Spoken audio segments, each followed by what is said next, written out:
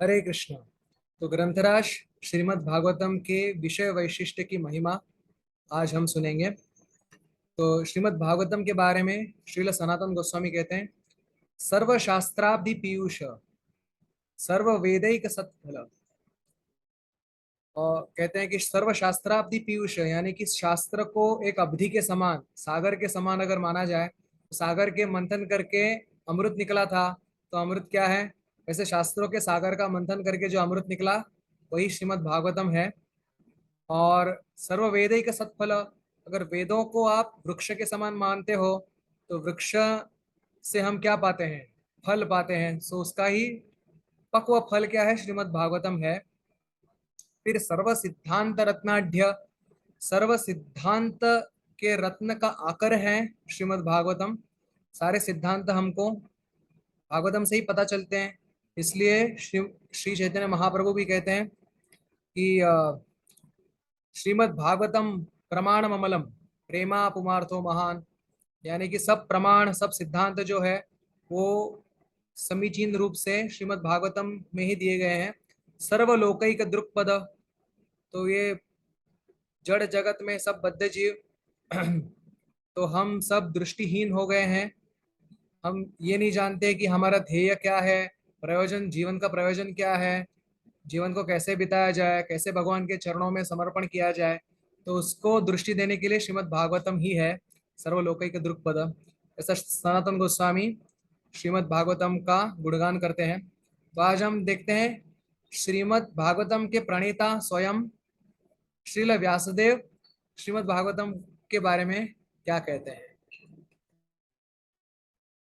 तो ये पहले ही स्कंद के पहले ही अध्याय में दूसरा श्लोक है जिसमें वस्तु विषय का वर्णन हो चुका है और उसका महिमा का भी ज्ञान हमको इससे होता है। तो ये धर्म प्रोजित कैतवोत्र परमो निर्मत्सराणाम सताम, वेद्यं वास्तवम् अत्र वस्तु शिवदं तापत्रयोन्मूलनम्। श्रीमद्भागवते महामुनिकृते किं वा परैरीश्वरः, सद्यो हृद्यवरुध्यतेऽत्र पृथिवी शुश्रूषिभिस्तत्क्षणात्। तो अत्र ये श्रीमद् भागवतम में क्या है? धर्म, जीव का जो धर्म है उसके बारे में कहा है। तो कौन सा धर्म? वर्णाश्रम धर्म या प्रवृत्ति धर्म, निवृत्ति धर्म, कौन सा धर्म? तो बोलते हैं नहीं, प्रोज्झित कैतवोत्र, सब प्रकार के कैतव यानी फंसाने वाले जो धर्म है इससे बाहर किए हैं। यानी एक ही असली धर्म है, जैव धर्म। तो उसके बारे में बताया गया है इस शास्त्र में। तो इसको कौन सुन सकता है? परमो निर्मत्सराणाम सताम, जो सत साधु हैं, निर्मत्सर है, उनके लिए ये शास्त्र है, वही उसको समझ सकते हैं। वेद्यम वास्तवम अत्र वस्तु शिवदम, इसमें ही वास्तव वस्तु है जिसकी जानकारी सबको होनी चाहिए। और वो जानकारी होने से क्या होगा? शिवदम, सब शुभ होगा। वो शुभ क्या होगा हम चक्रवर्ती पाद के टीका में देखेंगे। तापत्रयोन्मूलन मूलनम, तीनों ताप, आध्यात्मिक, अधिदैविक, अधिभौतिक, तीनों तापों का नाश हो जाएगा। श्रीमद् भागवते महामुनि कृते, तो महामुनि श्रीमान स्वयं भगवान, हाँ, तो उन्होंने ये प्रवर्तन किया है श्रीमद् भागवतम का। किम वा परैरीश्वर, किम वा परै, बाकी शास्त्रों से क्या लेना? क्योंकि ईश्वर सद्यो हृदय अवरुध्यते, अत्र, यहाँ पर ये सुनने से भगवान कृष्ण स्वयं हृदय में अवरुद्ध होते हैं। यानी दृढ़ रूप से आप भगवान को हृदय में ग्रहण कर सकते हैं। जैसे वो बिल्व मंगल ठाकुर चौराष्टकम में कहते हैं कि आज मैंने अपने हृदय के कारावास में आपको बंदी बना लिया है, अभी आप इसको छोड़ के नहीं जा सकते हैं। इतने दिन तक आप चोरी करते रहे, आज उसका दंड मैं आपको दे रहा हूँ। तो इस प्रकार से बहुत ही भक्ति पूर्वक बिल्व मंगल ठाकुर कह रहे हैं। तो यहाँ पे भी कह रहे हैं, हृदय अवरुध्यते अत्र कृति शुश्रूषि तत्क्षणात्। जो कृति है, सुकृति है, माने जिनकी भक्ति उन्मुख सुकृति इतनी बढ़ चुकी है, उसकी पूंजी इतनी बढ़ चुकी है, तो वो अपने हृदय में भगवान को इसका शुश्रूषु यानी केवल श्रवण करने की इच्छा से हृदय में उसको धारण कर सकते हैं, तुरंत धारण कर सकते हैं तत्क्षणात। तो देखते हैं कि श्रील विश्वनाथ चौधरी ठाकुर इस श्लोक के बारे में क्या कहते हैं।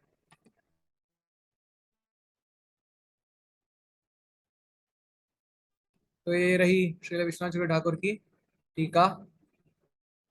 तो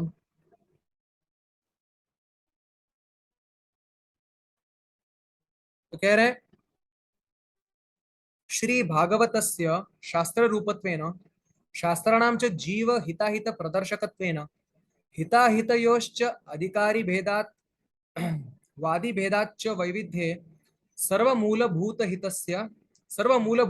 हितस्य निश्चय अशक्तेर्विशिदतः श्रोतॄन् आनन्दयन् अस्मादेव सर्वतोपि सार एव पदार्थः सर्वैरपि प्राप्तो भवति इति स्पष्टमाह।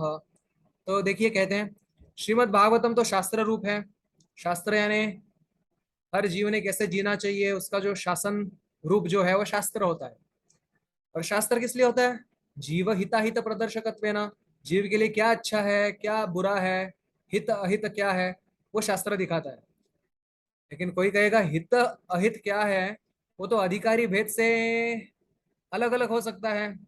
किसी को स्वर्ग में जाने की इच्छा है तो उसके लिए स्वर्ग हित है, नरक में जाना अहित है, इत्यादि इत्यादि। तो अधिकारी भेद और वादी भेद हर एक, नासव मुनिर यस्य मतम न भिन्नम, हर मुनि का अपना अपना मत होता है। तो किसी मुनि के मत में और आजकल के बहुत सारे आधुनिक मुनि भी हैं जो अपना अपना मत प्रस्तुत करते हैं। तो पता नहीं कितना शास्त्र के अनुमत कितना होता है पता नहीं, लेकिन अपना अपना मत दृढ़तया प्रस्तुत करते हैं। तो वादी में भी भेद है, अधिकारियों में भी भेद है। इसके कारण हित हित अहित क्या है उसकी जानकारी में भी भेद है, वैविध्य है।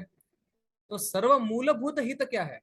ठीक है, ये चुटपुट हित जो है उसके बारे में मत कोई कोई बतलाए, लेकिन सर्व मूलभूत सब हितों का मूल हित क्या है उसका निश्चय ना होने के कारण विषिदतः यानी विषण्ण है, विषाद कर रहे हैं श्रोते।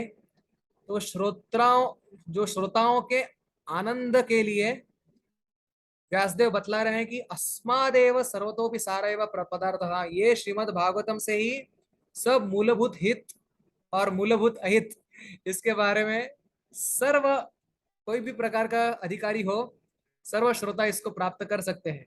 जिसको अधिकारी नहीं है उसको अधिकारी पहले बनाया जाएगा और पश्चात उसको हित और अहित का ज्ञान दिया जाएगा। यह स्पष्टतया बता रहे हैं धर्म प्रोज्जित इति।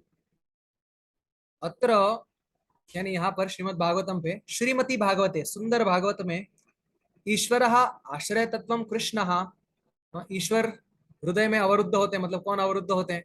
ईश्वर कौन है? आश्रय तत्व।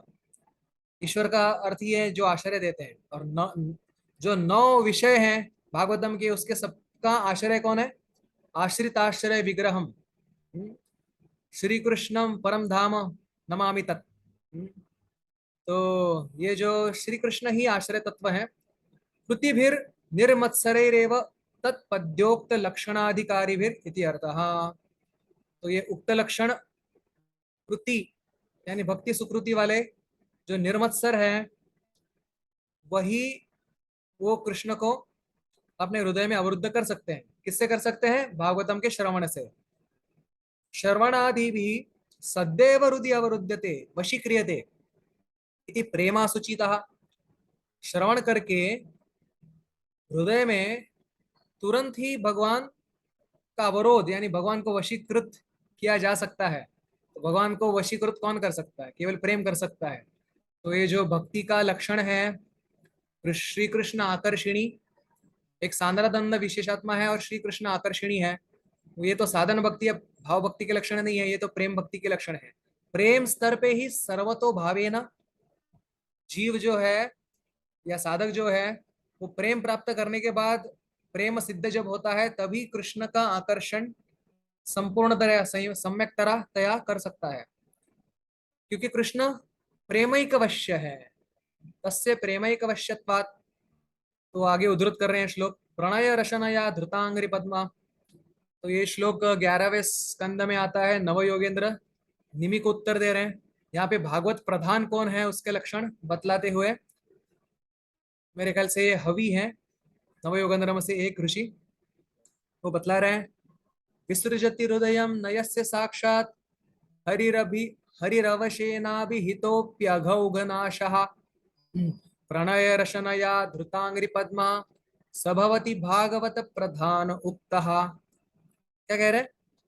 विसृजति हृदय विनयस्य साक्षात, भगवान जिनका हृदय, साक्षात भगवान जिनका हृदय कभी त्याग नहीं करना चाहते, वो भगवान जो अवश्य रूप में भी जिनका नाम लिया जाए तो भी सारे पापों को नष्ट कर सकते हैं, ऐसे भगवान क्या वो भागवत प्रधान के हृदय से वहां से वहां उसको त्यागना चाहेंगे? जिसने प्रणय रचना यानी प्रेम से धृतांग्रि पद्म, भगवान के चरण कमल दृढ़ रूप से धारण कर चुका है, प्रणय रचना यानी कि प्रणय के दाम से उस कृष्ण के चरणों को बांध चुका है, तो क्या कृष्ण चाहते हुए भी उसके हृदय को त्याग नहीं कर सकते? तो प्रेम का लक्षण कहा गया इधर। न रोदयति माम योग इत्यादि विषय, ये भी एक है। यथा भक्तिर ममोर्जिता, कहते हैं कि मुझे भक्ति छोड़ के और कुछ, प्रेम भक्ति छोड़ के और कुछ बांध नहीं सकता।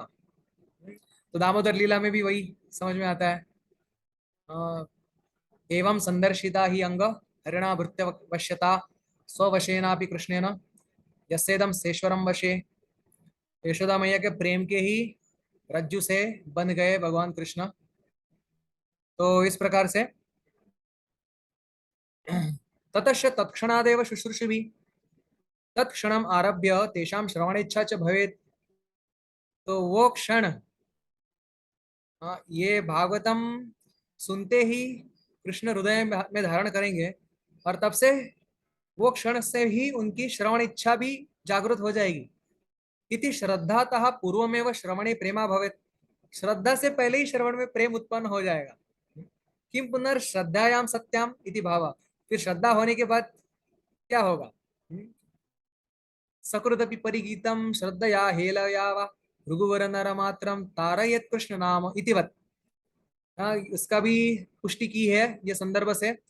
ये मेरे ख्याल से पद्म पुराण में व्यासदेव ही कहते हैं कि मधुर मधुर में तन मंगलम मंगलानाम सकल निगम वल्ली सत्फलम चित्स्वरूपम सकृदपि परिगीतम श्रद्धया हेलया वा भृगुवर नरमात्रम तारयेत् कृष्ण नाम। तो एक बार भी गाने से, श्रद्धा से गाने से या हेला से गाने से, हे भृगुवर नरमात्रम तारयेत कृष्ण नाम, कृष्ण नाम नरमात्र को भी तार लेता है। तो कोई बोलेगा कि रुकिए रुकिए रुकिए, हमने तो सुना है भक्ति रसामृत सिंधु में कि ये तो नौ भूमिका होने के पश्चात प्रेम आता है। पहले श्रद्धा होती है, फिर भजन क्रिया होती है, अनर्थ निवृत्ति होती है, इत्यादि इत्यादि होता है, निष्ठा रुचि आसक्ति भाव, और उसके पश्चात प्रेम होते हैं। आप ये श्रद्धा होने से पहले प्रेम का ऐसी विपरीत बात क्यों कह रहे हैं? तो उसका उसका भी सामंजस्य रूप गोस्वामी कहते हैं।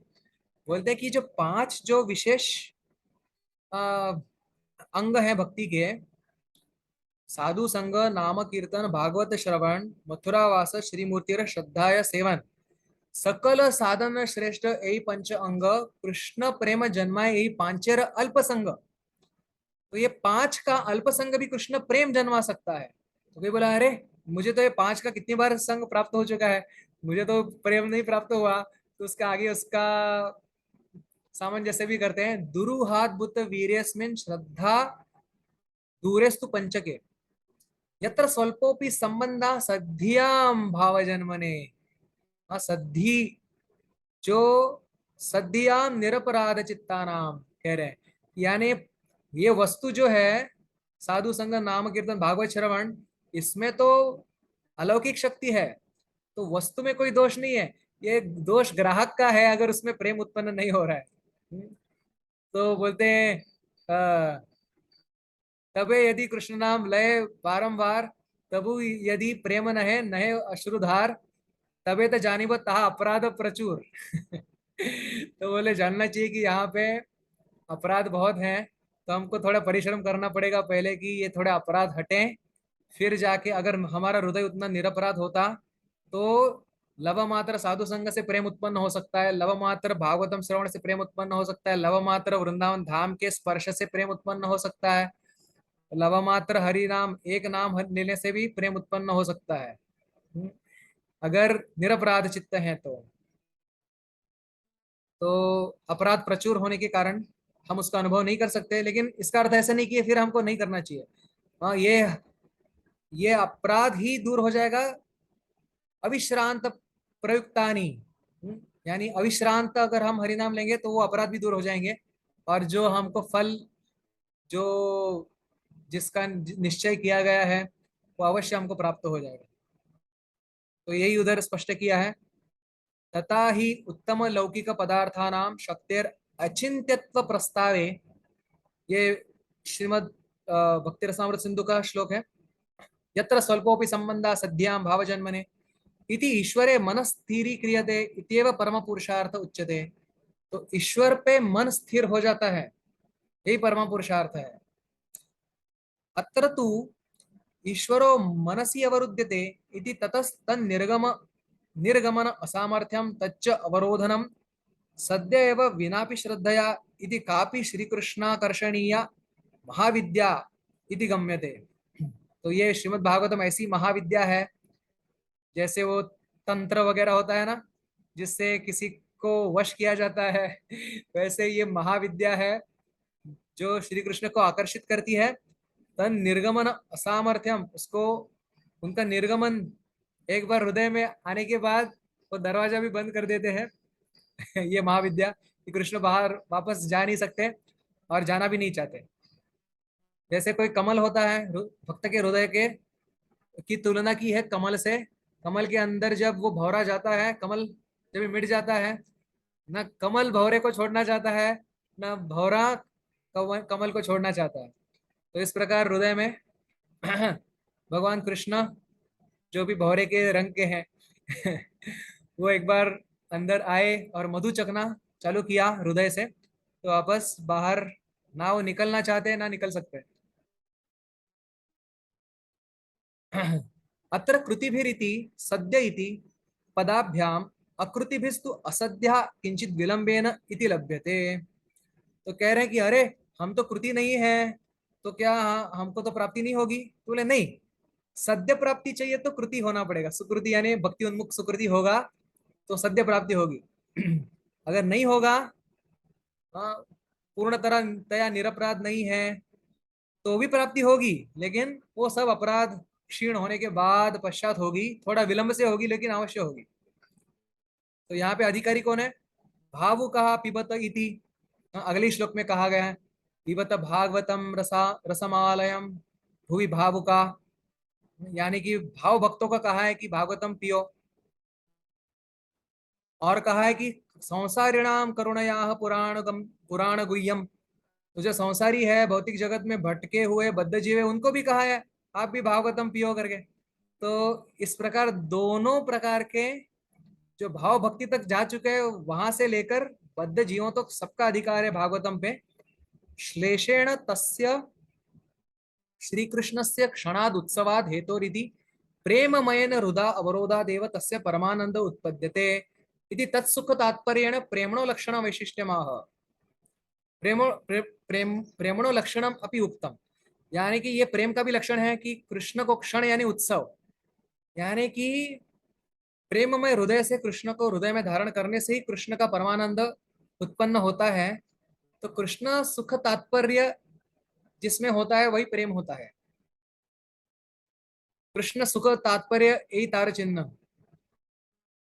तो ब्रज देवीर शुद्ध प्रेम कामगंध हीन कृष्ण सुख तात्पर्य यही तार चिन्ह। तो कामगंध काम में यानी कि स्व आत्मेंद्रिय प्रीति इच्छा तारबली काम, कृष्ण इंद्रिय प्रीति इच्छा धरे प्रेम नाम। तो ये प्रेम का लक्षण है कि कृष्ण के सुख के लिए कृष्ण को हृदय में धारण कर रहे हैं।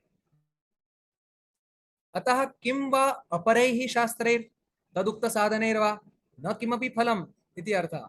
यानी कि बाकी शास्त्रों का अपर शास्त्रों को पढ़ के क्या करोगे, और उनमें जो साधन दिए हैं, जिनका प्रचार किया है, वो शास्त्र द्वारा उन उन साधनों से भी लेकर क्या करोगे, कुछ भी फल नहीं है। एवं अस्य शास्त्र से प्रयोजन वैशिष्ट्य मुक्तम। तो इस प्रकार से ये शास्त्र का प्रयोजन, प्रेम प्रयोजन, उसका जो वैशिष्ट्य है, उसकी महिमा गाई है। कर्तर्यपि वैशिष्ट्य माह, ये शास्त्र के कर्ता को भी तो देखो, उससे भी पता चलेगा कि ये शास्त्र कितना महान है। तो कौन है इसके प्रवर्तक? महामुनि श्री भगवान। स मुनिर्भूतवा समचिंतयत इति श्रुते, श्रुति में लिखा है भगवान ही मुनि बन के, उनकी मुनि लीला है ये, मुनि बन के सारे शास्त्रों का अध्ययन किया, जो उनके ही श्वास से निसृत है। उनका अध्ययन करके ये पता कर लिया कि भक्ति ही इसका मूल है, भक्ति ही इसका प्रयोजन है। तेन कृते प्रथमं चतुश्लोकी रूपेण संक्षेपतः प्रकाशिते तस्मै येन विभाषितोऽयमलुम अतुल इत्युक्ते ततः संपूर्ण एवं प्रकाशिते। तो वही भगवान ने प्रथम चतुश्लोकी रूप से संक्षेप में बतलाया, और वापस विभाषितोयम अतुल, यानी कि संपूर्ण भी प्रकाश श्री भगवान ने ही किया, कृष्ण भगवान ने इसका प्रचार भी किया, संपूर्ण रूप से प्रकाश भी किया, संक्षेप से भी प्रकाश किया। तो इससे भी हम समझ सकते हैं कि ये शास्त्र कितना महान है। इसके प्रवर्तक कौन है वो तो देखिए। श्रवणादि भी किमत्र ज्ञायते, तो ठीक है हम श्रवण कर लेंगे भैया, लेकिन ये श्रवण करके क्या हमको पता चलेगा? इति अपेक्षायाम ये अपेक्षा से आगे बतला रहे हैं। वेद्यम इति, वास्तवम, जो वास्तव वस्तु है उसको आप जान पाएंगे। और उससे क्या होगा वास्तव वस्तु जानने से, वो आगे भी बतलाएंगे। वास्तव वस्तु यानी क्या? आदि मध्य अवसानेषु स्थिरम यद वस्तु, जो आदि मध्य और अवसान पर भी स्थिर होती है, कभी चंचलता उसमें प्राप्त नहीं होती, उसी को वस्तु कहते हैं। तो जैसे पानी में किस प्रकाश है, और प्रकाश का कुछ प्रतिबिंब है, वो प्रतिबिंब हिलता रहता है, चंचल होता है, उसको हम वास्तव वस्तु नहीं कहेंगे, उसको वस्तु कहेंगे, वास्तव वस्तु नहीं कहेंगे।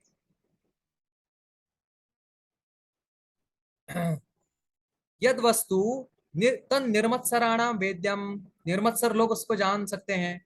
यदि तुम साक्षात अनुभवितुम शक्यम, जान सकते हैं, साक्षात अनुभव भी कर सकते हैं। तेन, इससे ये भी बतला रहे, समत्सराणाम तु श्रवण आदि आवृत्त्या मत्सरापगम एव इति तैरपि नातर प्रयत्न भाव कर्तव्य। अरे मैं तो निर्मत्सर नहीं हूं, क्या मैं ये शास्त्र पढ़ना छोड़ दूं? नहीं, कह रहे कि समत्सराणाम तु, श्रवण करके ही उसकी आवृत्ति करते करते मत्सर चला जाएगा, फिर ये भगवान का भी अनुभव वो भी कर पाएंगे। इसलिए प्रयत्न अभाव न कर्तव्य। तो प्रयत्न मत छोड़िए, चाहे आप समत्सर हो या निर्मत्सर हो, भागवतम आप सबके लिए है। तत्पक्षे अपि वेद्यम वेदितुम अर्हम इति अर्थलाभात इति भावः। तो अगर कोई समत्सर है तो भी मत्सर जाएगा, फिर उसको ये भागवत वास्तव वस्तु पता चल जाएगी। तो ये वास्तव वस्तु है क्या? तच्च, ये वास्तव वस्तु क्या है? भगवतः स्वरूपम, भगवान का स्वरूप वास्तव है। नाम रूप गुण आदि वैकुंठादि धामानि, भगवान के नाम रूप गुण लीला वैकुंठ धाम इत्यादि सब वास्तव है, वास्तव वस्तु है। भक्तश्च भक्तिश्च, भगवान के भक्त भी वास्तव वस्तु है, भगवान की भक्ति भी वास्तव वस्तु है। इति अन्य जगत आदि, और इनको छोड़ के जो जगत इत्यादि है, जो बहिरंगा शक्ति के प्रकाशित सब व्यंजन है, वो क्या है? सर्वम अवास्तवम अस्थिरम वस्तु, वो भी वस्तु ही है, मिथ्या नहीं है, लेकिन अवास्तव अस्थिर वस्तु है। इति अर्थे लब्धे वैकुंठादि जगदाद्योर वस्तुत्वे भी, वैकुंठादि, वैकुंठ इत्यादि और जगत, ये जड़ जगत इत्यादि सब कुछ वस्तु तो है ही, क्योंकि सब भगवान की शक्ति से आया है, लेकिन एक चित शक्ति से आया है, एक बहिरंगा शक्ति से आया है। तो वास्तवत्व अवास्तवत्वाभ्याम भेदश्च बोधिता। लेकिन एक वास्तव वस्तु है, एक अवास्तव वस्तु है, तो हमको वास्तव वस्तु के पीछे भागना है। ततश्च मिथ्याभूत ख पुष्पादिकम एवं अवस्तु इति आयतम। इससे ये पता चलता है कि सच में देखा जाए तो मिथ्या, मिथ्या किसको कह सकते हैं? केवल आकाश पुष्प जैसे कपोल कल्पना को ही हम मिथ्या कह सकते हैं। बाकी जो जड़ जगत सामने दिख रहा है, वो वस्तु तो उनको भी हम वस्तु ही कहना चाहिए, हालांकि वो अवास्तव वस्तु है। और केवल भगवान, भगवान का स्वरूप, रूप, गुण, लीला, भगवान का धाम, भगवान की भक्त, भगवान की भक्ति, इतने ही केवल वास्तव वस्तु है। और जगत, जड़ जगत इत्यादि सब कुछ अवास्तव वस्तु है। वेदने न किम स्यात्, ठीक है भैया, हमने जान भी लिया, तो क्या होगा? उससे क्या होगा? शिवदम, आपको क्या मिलेगा? प्रेमवत पार्षदत्वम इति अनुसंहितम फलम, जो सबका अनुसंहित, जिस अत्यंत अति हृदय जो फल है, वो क्या है? प्रेमवत पार्षदत्वम। जैसे भगवान के पार्षद हैं, वैसा प्रेमवत पार्षदत्वम हमको भी प्राप्त हो जाएगा। और तापत्रय विनाशो मोक्ष इति अननुसंहितम फलम, और एक आनुषंगिक फल के रूप में तापत्रय का भी विनाश हो जाएगा। वो प्रकार के इस आध्यात्मिक अधिवेद से मुक्त भी हो जाएंगे। अत्र किम अनुष्ठेयम इति अपेक्षायाम आह, तो इसमें किसका अनुष्ठान किया है? बोलते हैं धर्म का। कौन सा धर्म? प्रकर्षेण उज्जितम कैतवम फलाभिसंधि लक्षणम कपटम यस्मिन, तो कि फल की इच्छा करके, और वो भी क्षुद्र फल की इच्छा करके। ऐसे भक्ति भी प्रेम फल की इच्छा करके की जाती है, लेकिन वो आ, उपादेय है, वो स्तुत्य है, प्रार्थनीय है, प्रार्थनीय फल है। लेकिन वो छोड़ के जो कुछ भी कृष्ण सुख तात्पर्य छोड़ के जो कुछ फल चाहेंगे, वो सब क्या है? वो तो कैतव है। जैसे प्रहलाद महाराज कहते हैं, वो तो एक बिजनेस की तरह है, एक उद्योग की तरह है, कि आप मेरे, मैं आपके लिए कुछ करूंगा, आप मेरे लिए कुछ करो। तो वो उतना हृदय नहीं है। तो कह रहे हैं कि उल्टा वो कैतव है, यानी कपट है उसमें। तो वो ऐसे कपट वाले सारे धर्म को भगा दिया है इस धर्म से, इस धर्म ने। तो ये स इति सकाम कर्मयोगो व्यावृत्तः, तो सकाम कर्मयोग का निषेध किया है। यानी जैव धर्म सकाम कर्मयोग नहीं हो सकता, केवल शुद्ध भक्ति हो सकता है। प्रशब्देन मोक्षाभिसंधिरपि निरस्तः इति निष्काम कर्म शमदमादि अंग ज्ञान योगा अष्टांग योगाश्च व्यावृत्ता। तो यहाँ पे निषेध किया है निष्काम कर्म का भी, क्योंकि मोक्ष, सकाम कर्मयोग तो स्वर्ग प्राप्ति के लिए किया जाता है, वो तो पहले ही हटा दिया। बाद में निष्काम कर्म, ज्ञान योग, अष्टांग योग, जो मोक्ष के प्रयोजन के लिए किए जाते हैं, उनको भी हटा दिया। ये भी नहीं चाहिए। परम इति सर्वश्रेष्ठत्वेन सर्वसुकरत्वे फल प्राप्तो अपि अहेयत्वेन शुद्ध भक्ति योग एव उक्तः। तो कह रहे हैं परम शब्द से यहाँ पे बतलाया कि ये सर्वश्रेष्ठ है, सबसे अधिक करने के लिए सुकर है, सुखकर है। और फल प्राप्ति के बाद भी अहेतयत्वेन, ज्ञान तो मोक्ष के बाद छोड़ा जाता है, योग भी मोक्ष के बाद छोड़ा जाता है, लेकिन भक्ति, भगवत प्रेम प्राप्त करने के बाद और दुगनी चौगुनी हो जाती है। तो ये शुद्ध भक्ति योग एवं उक्ता इति अभिधेय तत्व विशिष्य दर्शितम। तो ये अभिधेय तत्व बतलाया है कि हर जीव का कर्तव्य क्या है, अभिधेय क्या है। तो प्रयोजन तत्व बतलाया, अभिधेय तत्व भी बतलाया। और पहले श्लोक में संबंध तत्व भी बतलाया था, जन्माद्य से यतोन्वयाद इतरतश्चार्थेषु विज्ञस्वराट। तो पहले दोनों श्लोकों में संबंध है, अभिधेय प्रयोजन तीनों के बारे में बतला रहे हैं। पहले श्लोक में अभिधेय प्रयोजन भी है, वापस ये श्लोक में वापस अभिधेय प्रयोजन है। सवै पुंसां परोधर्म इति अग्रिमोक्तेर अत्र पुन्मात्रस्य एव अधिकारित्वं ज्ञेयम्। तो बोलते हैं यहाँ पे कोई देश, वर्ण, किसी का कितना शिक्षण हुआ है, इसकी कुछ अपेक्षा नहीं है। पुम मात्र, अगर मनुष्य जन्म प्राप्त है तो भागवत का अधिकारी है। उतना ही क्या, हम भक्ति संदर्भ में पढ़ रहे थे कि जीव गोस्वामी बतलाते हैं कि अगर कोई कीट भी भगवान में मन लगाना चाहता है तो वो भी भक्ति का अधिकारी है, कोई पशु भी भगवान में मन लगाना चाहते हैं वो भी अधिकारी है। लेकिन वो जो है वो काफी विरल दिखाई देता है, इसलिए मनुष्य मात्र का अधिकार कहा गया है। तथा अत्र अत्र यदि पदस्य त्रिरुक्तिर निर्धारणार्थ, निर्धारण के लिए, दृढ़ बताने के लिए तीन बार अत्र अत्र अत्र कह रहे हैं। अत्र एव ईश्वर अवरुद्यते, ये ग्रंथ सुनने से ही आपको के हृदय में ईश्वर अवरुद्ध हो जाएंगे, न अन्यत्र, और कुछ सुनने से नहीं होंगे। अत्रैव वास्तवम वस्तु वेद्यम न अन्यत्र, वास्तव वस्तु के बारे में इधर ही पता चलेगा, और किसी शास्त्र में उतने सम्यक रूप से नहीं पता चलेगा। अत्रैव प्रोज्झित कैतवो धर्म, इधर ही सारे प्रकार के जो धर्म है, जो अपर धर्म है, वो उसको भगाया है। कैतव धर्म न अन्यत्र इति अन्य योग व्यवच्छेद, तो अन्य योग को हटा दिया है यहाँ से, केवल यहीं पे मिलेगा। अत्र एव अवरुध्यते, अवरुध्यते एव इत्यादि अयोग व्यवच्छेद ज्ञेय, यानी यहाँ पे मिलेगा ही मिलेगा, ये भी बतला है, और बाकी कहीं पे नहीं ही मिलेगा, ये भी बतला है। तो इस प्रकार से हम देखते हैं कि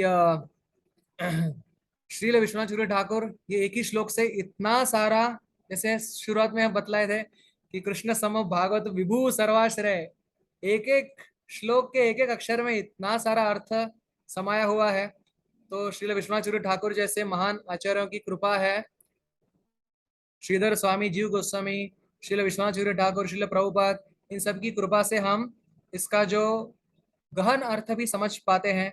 तो इस प्रकार श्रीमद् भागवतम कैसे कर्ता के वैशिष्ट्य से भी बहुत महान है, स्वयं महामुनि श्रीमद् भगवान कृष्ण इसके प्रवर्तक हैं। प्रयोजन के हिसाब से सुनने से ही प्रेम आ जाता है, तो इसके हिसाब से भी यही परम श्रेय है।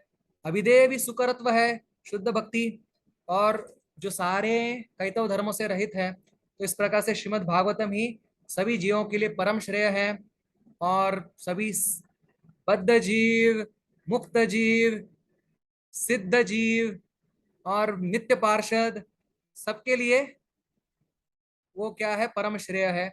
वैसे श्रीमद् भागवतम का पाठ नित्य करने से हमको भगवान के चरणों में श्री गुरु और वैष्णव की कृपा से प्रेम प्राप्त होगा।